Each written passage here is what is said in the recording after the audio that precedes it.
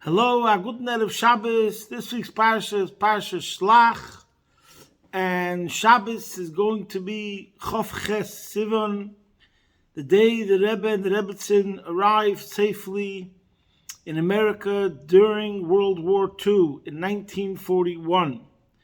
And this upcoming Thursday is Gimel Tammuz, the Yom Hailula, the day of the passing of the Rebbe, Gimel Tammuz, Tov and Daled. So we have to speak about the connection of the Parsha and what lessons we derive, especially in relation to Chof Ches Sivan and for Gimel Tammuz. We're going to start with the prayer as usual, but this is something we say 4 times a day. It's part of the Krishma. We say it twice in the morning. We say it b'Maariv. And we say it by Krishma Shalamita. We say it once in the morning, actually. The third parsha of Shema, which contains the parsha of Tzitzit, and the pasuk says, "V'hoya lechem l'tzitzis, v'hoya lechem l'tzitzis, orisa moisoi, v'schartem es kol mitzvos Hashem, v'asisa moisom, v'loisa suru achrei levavchem, v'achrei nechem, asheratem zoinim achareyem." So, what the verse means is, you should have tzitzis for you. You shall see it, you shall remember all the commandments of Hashem and perform them, and you shall not spy after your heart and after your eyes, after which you stray. So, this week's parsha has the mitzvah of tzitzis, and the mitzvah of tzitzis is one of the general commandments. We've spoken about it once, but today we'll speak about it a bit differently and emphasize different points. So, there are many mitzvahs where we say, Shkula kol haTorah keneged tefillin. It says about Shabbos. It says Gdel tzedakah shekamereves segula, shekamereves segula. Tzedakah is the greatest mitzvah. Tefillin is the greatest mitzvah. Milah is the greatest mitzvah. Sasa neichel imrasecha goes on Milah because it's 24/7 in the person. So there's Milah, there's Shabbos, there's tefillin, there's tzedakah. One of the mitzvahs, or let's say paraduma, we say Zeis chukas haTorah. So there's certain mitzvahs that concerning those mitzvahs we say they contain the entire Torah in a certain sense. There's a certain aspect. In other words, how can we say that every single mitzvah, how can we say about certain mitzvahs that it contains the whole Torah if we said that already about one mitzvah? So how can we have 10 mitzvahs that we say that each one of these mitzvahs encapsulates the entire Torah? And the answer is that each one bring out some general, fundamental, basic point and aspect of Judaism where it's more evident in this mitzvah than in any other mitzvah. So we're saying over here about tzitzis, that Orisa Moisa, you should see the tzitzis, and then Uschatem is Komas Hashem. You remember all the mitzvahs. And as Rashi brings down, everyone knows that the minyan gematria shel tzitzis, the numerical value of the Hebrew letters of tzitzis, is sheish meyos. 90 plus 10 twice is 100, is 200 plus tov is 400. Ushmeina chutin, and 8 threads, and chamisha ksharim, and 5 knots, equals 13. So when we look at the tzitzis, we'll remind ourselves of the 613 commandments. That's what Rashi says, and that's why, on a simple level, we look at the tzitzit, remind ourselves of all the mitzvahs. But there must be something deeper, obviously, an inner significance, some sort of theme. So, this is what we spoke about once before.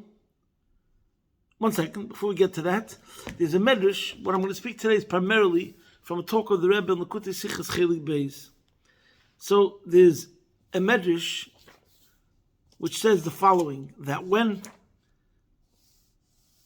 Moshe said to Hashem, what's the point of giving the Jews a law, a Torah, since they find themselves in a physical world, so they might lose their way. They're going to be in a world of temptations, and they might lose their way. So on this, Hashem said, he answered Moshe, I'm going to give them tzitzis. So in a way, tzitzis is like the antidote for life. In Golus, in the year 2023, when we're facing temptations and challenges, What was the antidote? What was the weapon Hashem gave us to be able to keep us strong and retain our integrity and our loyalty to the code? The mitzvah of tzitzis. Now, before we get into what I really want to speak about, as a side point, many of the commentators bring out straight away on the words over here where it says, "V'lo yisosuru achei levavchem v'acheinechem," you shouldn't stray after your eyes and your heart. They bring down what the beginning of the parsha and the end of the parsha are connected. Because in the beginning of the parsha, the spies, they went losur esaretz yisuru. They were spying, and we use that word losur, which is connected to spying, similar to over here. So the beginning is wedged to the end is connected to the beginning. That there's two ways of seeing. Sometimes you see something, you have a negative perspective, or you allow your eyes to look where they shouldn't.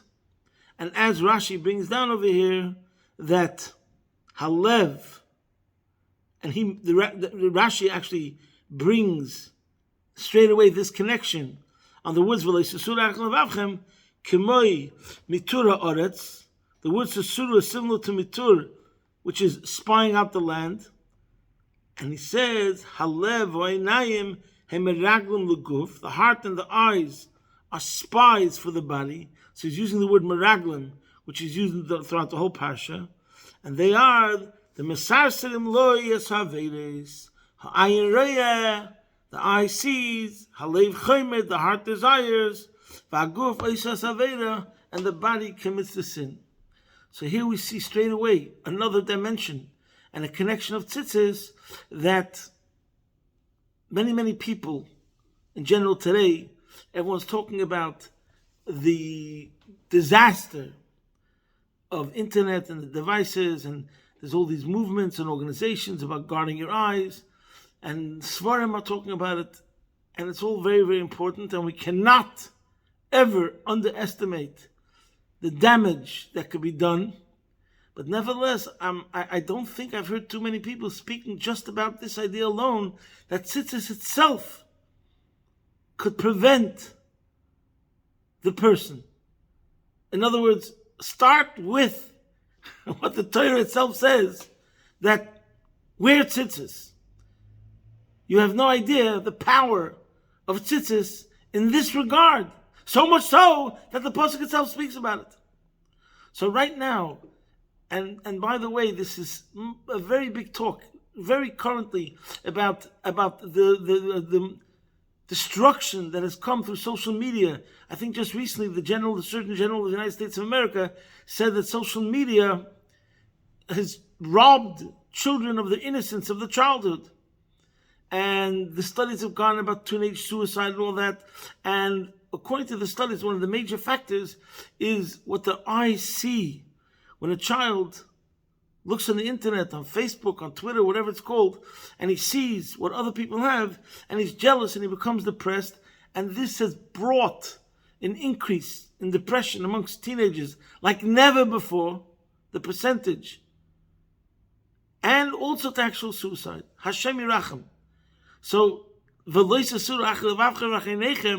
right now is more relevant than ever.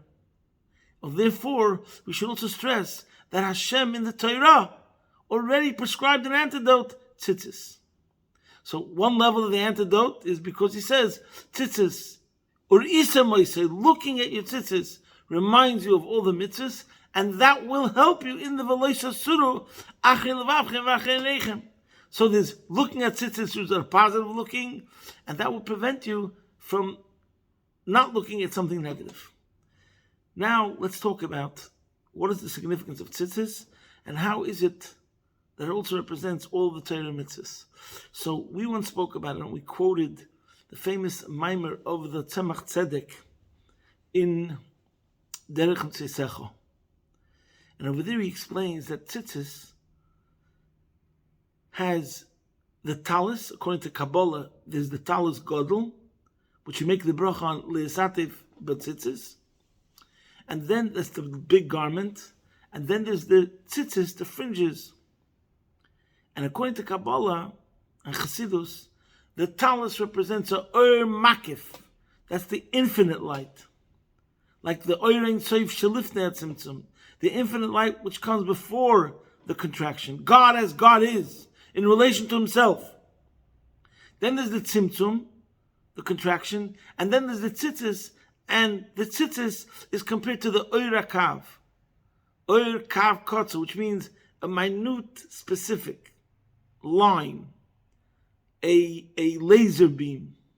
So we have the size. Think of a talus gadol, and how much smaller the Oir HaKav is in relation to the talus gadol.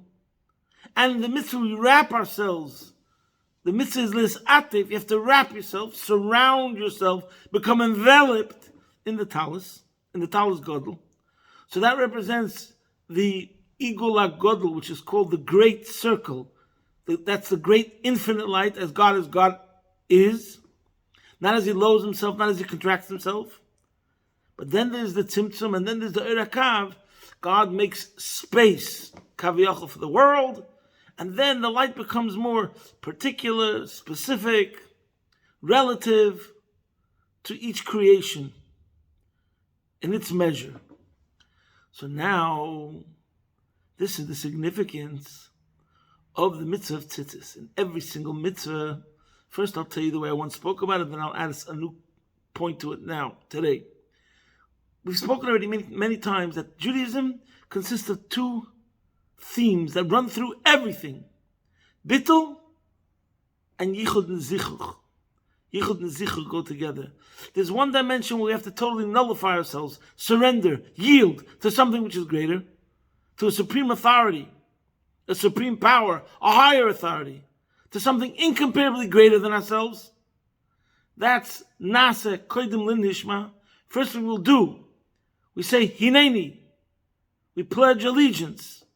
That's all bittul. And that's as meant to be. Because the first thing you have to realize when we're in a relationship with Hashem, we have to realize that Hashem is totally infinite. And the greatest bridge that could exist in distance between two things is the finite and the infinite. So the only way that we can become close to the infinite is by Him allowing it. That means it has to be on His terms. As we've spoken about this many times. That's the bittul aspect. But then, that's not enough. Hashem wanted we should be united. Not only to surrender, but we should remain, so to speak, in a way, in existence. And that existence itself should enjoy it, should understand. In other words, there's not only a mitzvah of, let's say, faith in God, which supersedes logic, where we have to put our logic aside, so to speak, deposit your logic by the door, all ye who enter here. But on the other hand, no, there's a mitzvah, understand, learn, no. So now, no other mitzvah shows these two themes in Yiddishkeit as the mitzvah of tzitzis, which physically demonstrates, reflects, and signifies this idea.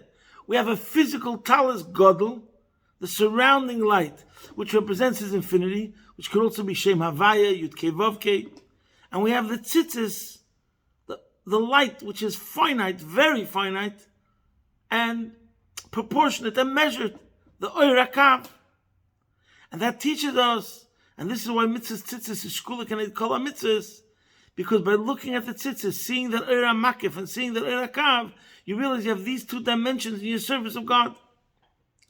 Now there's another couple of sikhs where the Rebbe doesn't talk about this idea in the words of bittul and yichud, but there's some places where the Rebbe uses a different terms, which I find fascinating, which is in Judaism, there's Gidrei HaNoisen, the Gidrei HaMakabel. There's the parameter of the giver, that's Hashem, and there's the parameter of the receiver, that's us. Like, for example, let's say in a relationship. It's obvious that in a relationship, there's two people that are having a relationship, so there's certain aspects of the relationship that are according to one side, or let's say the mashpia, Gidrei HaNoisen, Gidrei HaMashpia, and then there's certain aspects that are Gidrei HaMakabel. So let's say we're talking about we have a relationship with Hashem. Hashem has a relationship with us. How do we meet? Is because Judaism, at the very outset, in the beginning, has aspects in Judaism where Hashem, as Hashem is in all his infinity, is present and involved and invested. Because if it wasn't God in his infinity, then we're not dealing with God as God is. We're dealing with some cardboard God, paper God, not the real God. The whole idea of Yiddishkeit is that we are connected with his very essence. As we've spoken many times, so there has to be one aspect of Judaism, of Yiddishkeit, which is Gidrei Hanesen. But if it's a true relationship, there has to be elements of Yiddishkeit, which is according to the Gidrei Hamakabel. We're dealing with humans, made of flesh and blood, with their limitations. And what's the ultimate? That it becomes one. God as God is, becomes united with human beings made of a body of flesh and blood.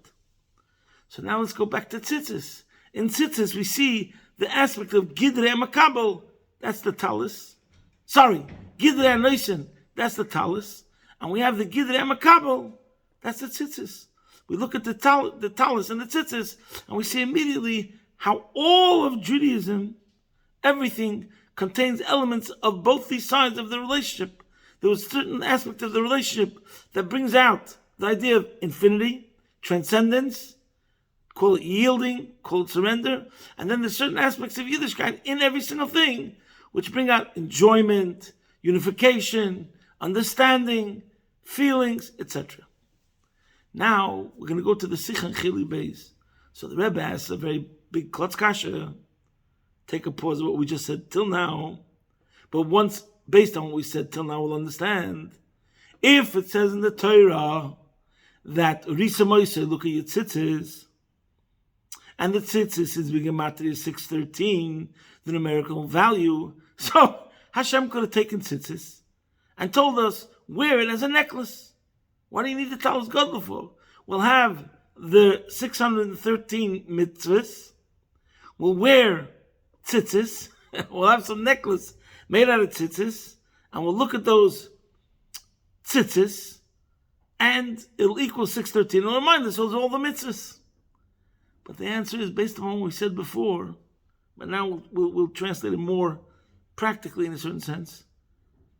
If that would have been the case, it's no mitzvah. And it wouldn't remember us. It wouldn't cause us to remember mitzvahs. Because what is a mitzvah?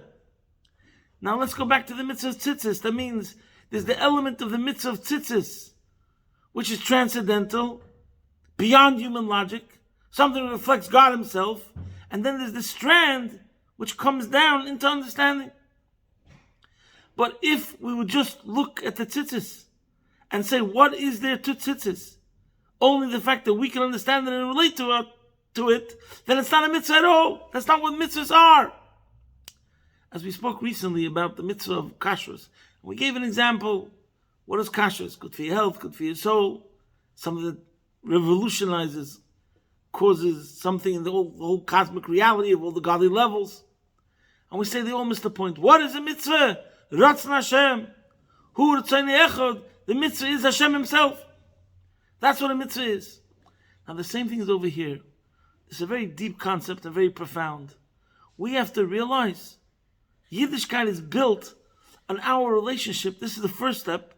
That's why the bittul comes first. The Gidrei Hanoisen comes first. Because that's what makes Judaism totally different. Is that every single mitzvah, the origin of the mitzvah is in somewhere, someplace, in a level which is absolute infinity. Which is beyond logic. It's something which is God himself. And just like we don't even know what a soul is in its entirety, could someone now speak about what is God? The highest thing we could say about God is that he's loy machshvei sai machshvei sechem. Our thoughts are not his thoughts. He's not a being which can be defined. And that is the highest praise. It's the absolute perfection, and automatically everything good is contained in it. The same thing is true with mitzvahs.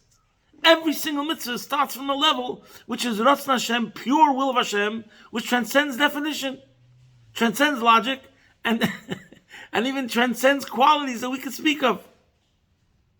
And that's what it means that the tzitzis is connected to a talis. We have to know that this is the truth of all the mitzvahs. Uschartem is kol mitzvahs Hashem. Every mitzvah starts from a talis godel, from a level of godliness which is totally infinity. Now, there's a famous saying of the Frierdiker Rebbe, which brings out this concept, and that is the Frierdiker Rebbe said in Yiddish, "Shenish wie de Welt meint, halleweil wollen wir kein gewinnen Chukim, mit derselben Geschmack wie Mishpotim. Nein, halleweil wollen wir kein gewinnen Mishpotim, mit derselben Kabbalah Seil wie Chukim." Which means, it's not like the world thinks, halleweil, we would perform the mitzvahs that we don't understand, like the mitzvahs that are called chukim, decrees, edicts. Those are the mitzvahs that we don't understand, that we're not given a reason for it. Like tumah and tara, things that are otherworldly. So it's not like some people think, halavai, if only I would perform the mitzvahs of chukim with the same enjoyment that I perform the mitzvahs of mishpatim. Those are the civil laws, social laws, which I appreciate because I understand them. No, the opposite is true. Halavai, I perform the mitzvahs of mishpatim, the mitzvahs that make sense and therefore I enjoy. Halavai, Mekayim, those mitzvahs the same way as Mekayim chukim, with the Kabbalah says, with the subservience that I have, the obedience that I have when I perform the chukim. But what is the real deep meaning of this saying? Not only because the basis is that we have to realize we are subjects to a king, and that's it. You're makabel el malchus shamayim. But there's another point. It's not only an avodah word. It's not only a statement about how we're meant to serve Hashem. It's a havana word. It's something that tells us about the origin of all mitzvahs. The Genesis is in a place, all mitzvahs are in a place which is Hashem Himself. Who would turn echad? And that's the greatest virtue and value of mitzvahs. And therefore we have to also understand this changes the whole perspective when we have all those svarim that talk about taimei mitzvahs, the reasons for mitzvahs. It's all very nice. Because Hashem wanted us to have a geschmack, a certain enjoyment of mitzvahs. So therefore He said, you know what, there's some mitzvahs, I'll tell you the reasons for it, also because that'll show more this aspect of yichud, becoming united with Hashem, and also, like we said before, there's some mitzvahs that bring out more the gidrei hamakabel dimension, the human element, the created being's element, so to speak. And then there's other mitzvahs that bring out more direct. In other words, a mitzvah that came to us with no reason, that's God's will in its pure form. Undistilled, unfiltered, without a costume, without a uniform, just God in His nakedness, so to speak, in His purity. The Eibishter wanted us also to appreciate some mitzvahs, so He put on a costume, He added some flavoring to some mitzvahs that we should appreciate also on a human level, so to speak. But really we have to understand that every mitzvah starts from the same place. That is what a mitzvah is. Now we come to another point. Getting back to what Moshe asked Hashem. How are we going to be able to survive the trials, tribulations, and temptations of a modern world, of a city life? And Hashem gave us tzitzis. Number one, when we look at the tzitzis, we remind ourselves of all the mitzvahs, but also because in the parsha of tzitzis, what does He say? Right after that it says, Ani Hashem Elokeichem asher yitzesi eschem me'eretz Mitzrayim le'is lechem Elokim Ani Hashem Elokeichem. This pasuk, which declares how Hashem took us out of Egypt, follows immediately after He commands us to do the tzitzis. Why? Because it's the same theme. Our performing mitzvahs means, even as a mitzvah comes down and has some sort of logic or enjoyment, and there's a tzitzis element, but we know really that it's all something that starts from infinity Himself, then Hashem will perform as He did in the beginning of the creation of the nation. He took us out of Egypt, and He performed all those miracles that were supernatural. And that's the whole idea of going out of Mitzrayim. Mitzrayim means limitations. The Jew connected to Hashem and living his lifestyle is one which transcends nature. And that's why in this Sikh and Chili Bey is very interestingly, The Rebbe says, if we look at the way a Jew is supposed to live his life, keep Shabbos. But what do you mean? He could say he makes the most money on Shabbos. He says the competition is open on Shabbos. How am I going to earn a living if we're not evening the field, the playing field? And then every single day, first I have to get up, I have to daven, and then I'm meant to learn after davening. So again, my competition could open his store at 6:30 a.m., and I can't even get there till 8:30 a.m. And you can go on and on. How are we supposed to be healthy? We circumcise ourselves, we damage ourselves, we cut ourselves. And why should we have good marriages? We have to have certain times when we separate ourselves. Let's say, for example, all these sort of questions, which someone would say that logic really would argue the opposite. So this is what you have to know. Not everything's going to fit perfectly, logically. But what you have to remember is that the whole idea of dealing with a God, with Hashem, is something which is totally infinite and makes miracles. And that's, in a way, in a certain sense, how we relate to Hashem. We have to see every mitzvah as something which starts in something which is infinite, and we have to realize that the beginning of the Jewish nation is Hitzei Siyes Chameretz Mitzrayim, Leman Tiskes Yem Tzeis Chameretz Mitzrayim, Kol Yemei Chayecha. Every day for a Jew in the year of 2023, in Miami, or in New York, or in London, or in Melbourne, to be a Yid, which is following Torah mitzvahs, is in a way being in the world and higher in the world at the same time, which means he has to be connected to some special power. Ani Hashem Elokeichem asher tzisei eschem Mitzrayim. The same idea like then he took us out of Mitzrayim, today he gives us the power to transcend whatever trials, tribulations, internet dangers, social media, whatever the world and the tornadoes is going on in the world, we can transcend it. So on a personal note, I see the time is very late. I'll just finish with two personal anecdotes that happened to myself, and then two stories connected to Talis and Tzitzit. This week was my birthday on Sunday. I usually don't talk about myself. I'm a bit uncomfortable. But since the Rebbe said that one of the customs of the birthday is to talk about his history and his relationship with tzaddikim and memories, so my birthday is Chav Beis Sivan, and it falls out many years in Parsha Shlach. And by the way, I was born in Parsha Shlach, and this I want to say, so use this opportunity, was something which I mentioned once before. The Frierdiker Rebbe says in a Sikha that the Parsha you were born in is merumiz your entire life. So most people, secular world, they talk about the Parsha when they were bar mitzvah. Their bar mitzvah Parsha. But the truth is, the Bar Mitzvah Parsha, I don't know if it has any significance. So sometimes your Bar Mitzvah Parsha could be weeks after you had your Yom Haledes, your birthday, for whatever reason. What happens if it falls out in the middle of Pesach? You couldn't make an arrangement that day. What happens if the shul where you wanted a lane had everything booked for many weeks? Whatever. There could be many reasons why your Bar Mitzvah Parsha is not actually the week of your birthday. But the Parsha you're born, I'm quoting you a talk of the previous Rebbe. He said the Parsha you were born in is the Parsha where your entire life is alluded to. So I was born in Parsha Shlach, and I'll tell you two stories about me. I'm not going to give you the whole theatrics and drama. I'll just tell you that when I was a child, around 10, 11, in general, as a child, you could say I was an accident-prone child. I had a lot of accidents. 1, 2, 3, 4, 5. I don't know, I would say from the age of between 3 and 10. I had a lot of accidents. Anyways, but there was one accident, this was like the last one. I was riding a bicycle very, very fast, and the bicycle stopped full brake while it was middle of pedaling full speed. I flew off the bicycle, I landed on my chin, and it was like a very scary accident. And I broke a couple of my teeth, I had to go to a specialist. Anyways, I don't know if this was my stepfather or my mother, probably called Rabbi Chanukov or the Maskiris and told the Rebbe what happened. And I imagine that she told the Rebbe also, in general, that I had a lot of accidents. So the answer from the Rebbe was to check his tzitzis. So that's one story that happened. And the Rebbe said, check his tzitzis. And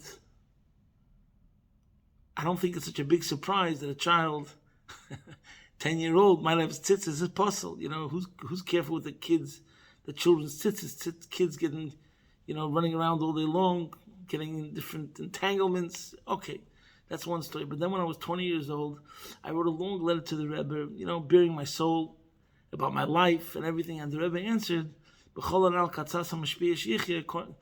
all the above, speak to your mashpia.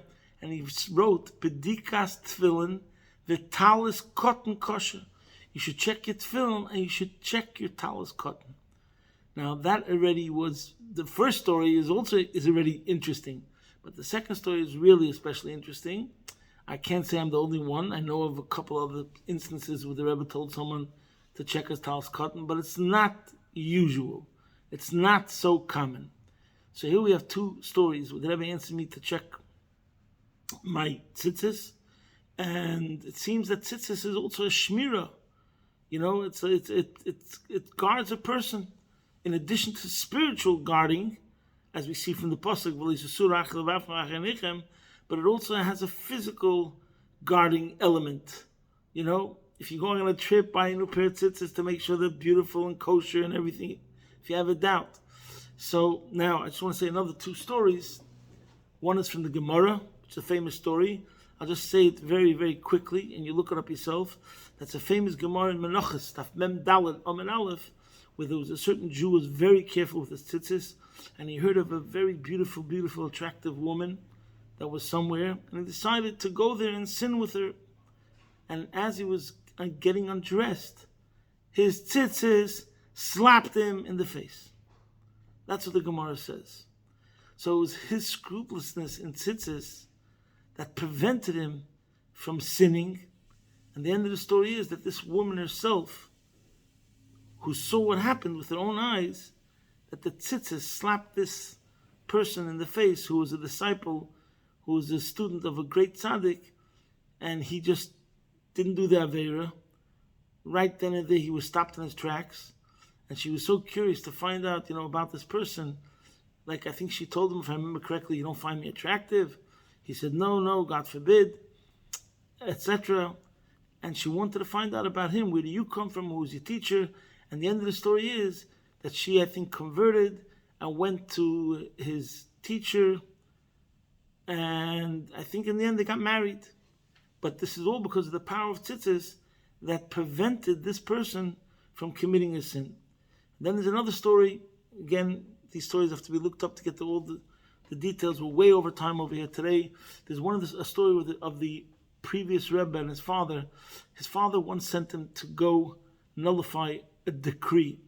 There was a certain Russian minister, I think he was Jewish, and he was producing a manifesto with all the crimes of the traditional Jews, and he was just putting his finishing touches, and he was going to present it to the government, and this was going to bring catastrophic results for all the Yidden.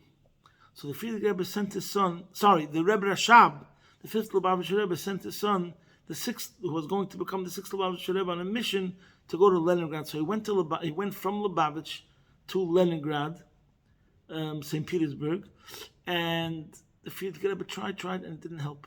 No, he didn't see a way around it. He came back failed.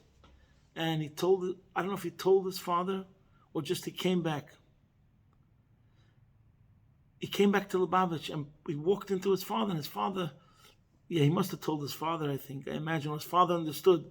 In any case, the father was holding the talis on his shoulder and checking his tzitzis, the fringes. That's the custom. Before you start davening, you have the talis over your shoulder and you check the tzitzis that it's kosher.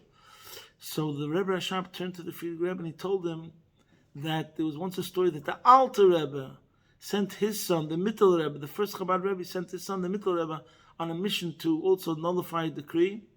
And the Alter Rebbe was doing what the Rebbe Rashab was doing. He had his talis over his shoulder, and he told his son, the Mittel Rebbe, that the talis is a Makif, which is the infinite light, a very powerful light. And what it says about that the Makif Mesama Einei Rishoyim, I forgot the Lashon, that the Makif blinds the light of the Klippot, of the evil, because it's so powerful. It's a blinding light of holiness. that's what he told his son. And the Mittel Rebbe, I think, grabbed the tzitzis and then went to do what he had to do. I think the Mittel Rebbe did. But in any case, the Frierdiker Rebbe heard what his father told him, that the talis is Makif, the infinite light. And while the Rashab was looking at his tzitzis, the Frierdiker Rebbe grabbed the tzitzis, kissed it, and then turned it around and went right back to Leningrad. And the end of the story is, he decided to just knock on the door of this major troublemaker who was writing the whole manifesto. He decided to confront it head on. What did he do? He knocked on his door and he started saying, what's the story? What do you have against the Jews? He says, I'm going to finish you off, all of the Jews like you, and it's prepared. I have written up everything. And the Frierdiker Rebbe says, let me see what you wrote. I'll show you. And he brings out his thing, which is pages and pages and pages and pages. And the Frierdiker Rebbe just takes it for a second, looks at it for a second, and then proceeds to rip it page by page in front of the person. He ripped it. Pages and pages, the whole manifesto. And that guy flew into murderous rage. And if I remember correctly, he punched the Frierdiker Rebbe. But the Frierdiker Rebbe had accomplished what he was meant to set out to accomplish. After he destroyed this whole file, the file was destroyed. That person became so ill because the work of I don't know how many years that he put in to be able to destroy the Jews and the Jewish way of life had come to naught. He couldn't rewrite it. It was destroyed, ripped to shreds. And I think he passed away, this person, shortly afterwards.